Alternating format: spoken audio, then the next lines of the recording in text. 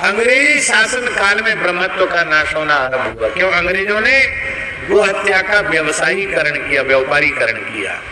बूचड़ खाने जो खुले, कत्ल खाने, वो अंग्रेजों के शासन काल में खुले।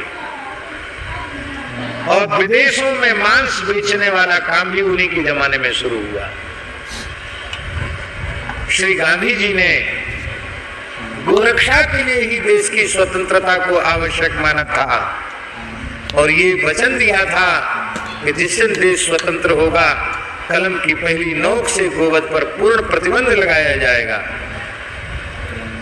लेकिन आज देश ने अपनी आजादी के अमृत वर्ष का उत्सव भी मना लिया, पर गोवध पर किसी प्रकार का कोई विराम नहीं हो पाया।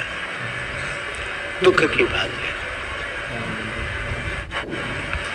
हमको तो लगता है कि गोरे अंग्रेजों से काले अंग्रेज बहुत आगे निकल गए, इन्होंने और अधिक व्यवसाय को बढ़ा दिया।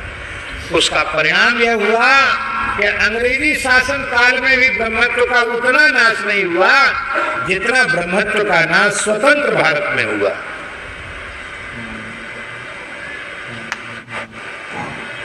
आज वेदज्ञ, वेद पाठी ब्राह्मण, त्रिकाल संध्योपासन करने वाले ब्राह्मण आपको सौभाग्य से मिल जाएं तो आप समझना कि हमें भगवान का दर्शन हो गया। आप अन्यथा नहीं मानना। बड़े बड़े महापुरुषों के निकट रहने वाले लोग ईमानदारी से संध्या नहीं करते, जप नहीं करते गायत्री का। ये क्यों? ब्रह्मत्व का नाश हो चुका है, संस्कार नष्ट हो चुके हैं। तो गाय के नष्ट होने से ब्राह्मण नष्ट हुआ, ब्राह्मण के नष्ट होने से वेद नष्ट हुआ।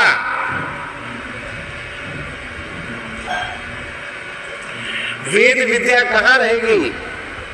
ब्रह्मत्व का प्रकाश जहां है उस शरीर में ही षडंग वेद विराजमान होगा, वही ब्रह्म विद्या, वेद विद्या प्रकाशित होगी। ब्राह्मण ही नहीं रहा तो वेद कहाँ रहेगा? ब्राह्मण देह आधार है और वेद उसका आधेय है। वेद ब्राह्मण में रहता है। गाय के नष्ट होने से ब्राह्मण नष्ट हुआ, ब्राह्मण के नष्ट होने से वेद नष्ट हुआ, वेद नष्ट हुआ। आप ध्यान दीजिए, लिखा है 100 शाखा। यजुर्वेद की 100 शाखाएं थी। कितनी शाखाएं थी? 100। अब केवल शुक्ल और कृष्ण 2 शाखाएं ही शेष बची हैं। उनमें शुक्ल माध्यंदनी शाखा अधिक है और कृष्ण तो दक्षिण में कहीं कहीं है। कृष्ण यजुर्वेद तैत्तिरीय शाखा। सहस्रवर्तमा सामवेद, 1000 शाखाएं थी सामवेद की। सामवेद का और नाश हो गया, जिसमें गीता में भगवान ने कहा वेदानाम सामवेदोस्मि, मैं वेदों में सामवेद हूं। सामवेद की 1000 शाखाएं थी, 2-4 भी नहीं बची है। यजुर्वेद की 100 शाखाएं थी, 2 शाखाएं बची हैं।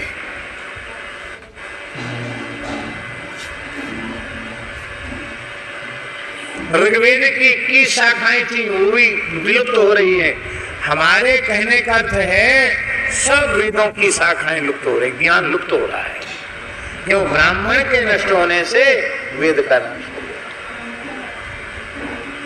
वेदो खिलो धर्म मूलम, संपूर्ण धर्मों का मूल है वेद। और वह वेद ही सदाचार का निर्देश करता है। आचार प्रभवो धर्मः, आचार प्रथमो धर्मः। आचार से ही धर्म प्रकट होता है। प्रथम धर्म सदाचार है। वेद के नष्ट होने से सदाचार नष्ट हो गया।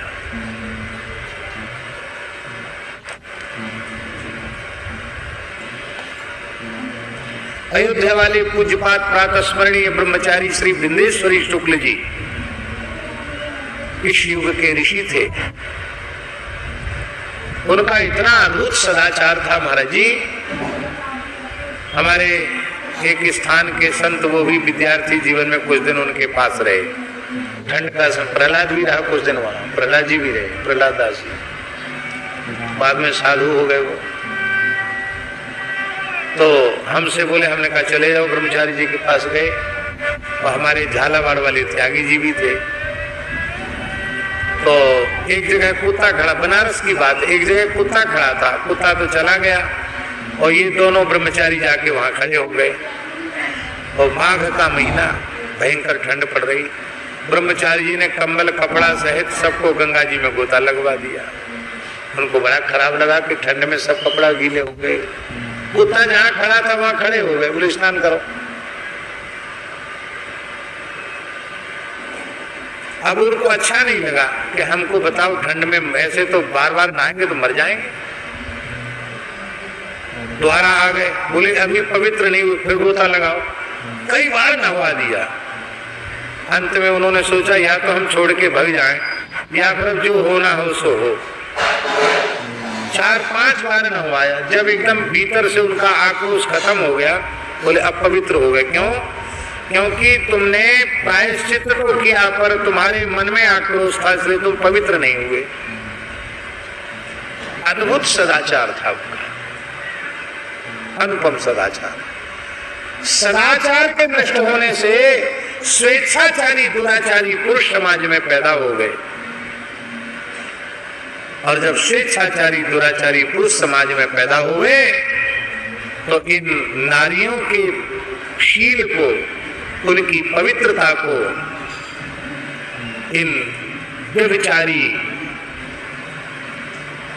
विषयी, कामी, भोगी, लोलुप मनुष्यों ने स्त्रियों को अपवित्र कर दिया।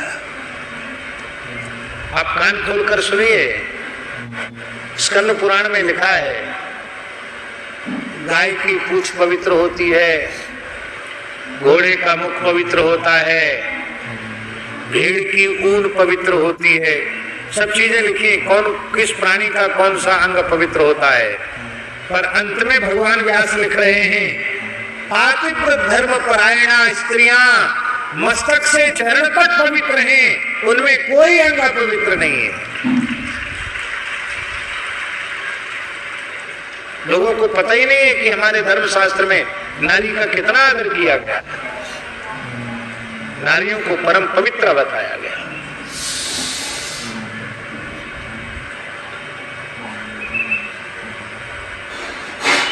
नारी पवित्र है अपने सतीत्व के कारण, अपनी मर्यादा के कारण, अपने सदाचार के कारण।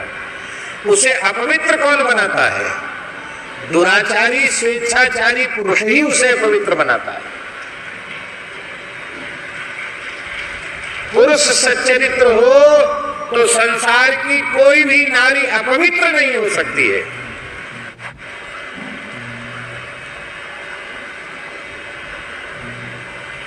इसलिए आज भी पूरे संसार में बलात्कार में पुरुष को दोषी माना जाता है, स्त्री को दोषी नहीं माना जाता है।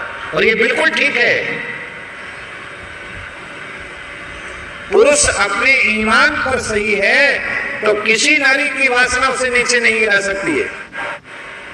आपको पता है बुंदेलखंड के में हिंदवी राज्य के, हिंदू राज्य के, सनातन हिंदू राष्ट्र के निर्माता महाराजा छत्रसाल,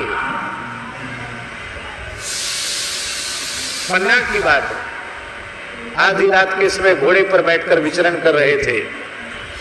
एक क्षत्रिय परिवार की स्त्री थी, बहुत सुंदरी थी और वो मन ही मन छत्रसाल के प्रति अनुराग रखती थी, प्रेम रखती थी, पर कोई मौका नहीं मिला था। आज उसने देखा कि तो छत्रसाल ही है, क्यों इतना ऊंचा घोड़ा तो उन्हीं का है और बहुत ऊंचे थे छत्रसाल।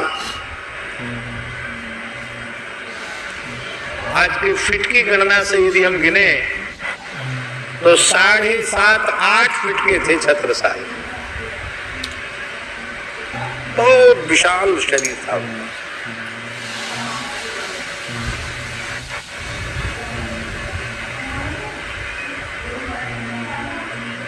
उनके खड्ग रखे हैं, तलवार जिसको वो चलाते थे,